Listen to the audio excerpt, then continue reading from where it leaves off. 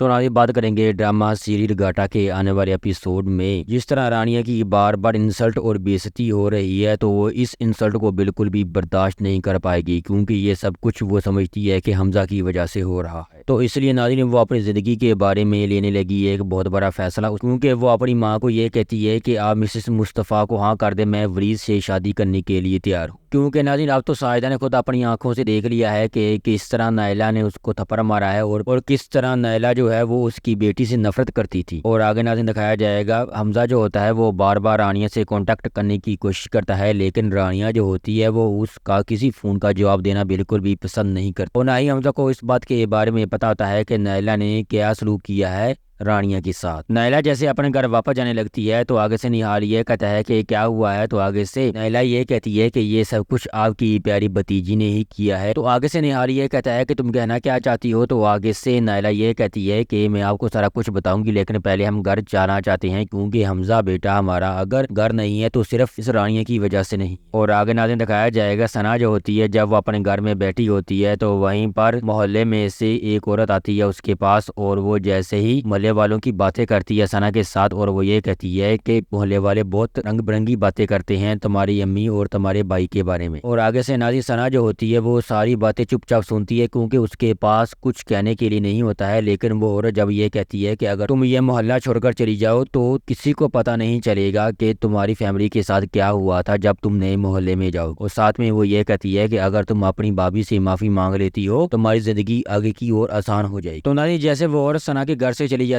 ہے تو ثنا کو اسی وقت اس بات کا خیال آتا ہے، اور وہ کہیں نہ کہیں اب رانیہ سے معافی مانگنے کے لیے اس کے گھر پر ضرور جائے گی۔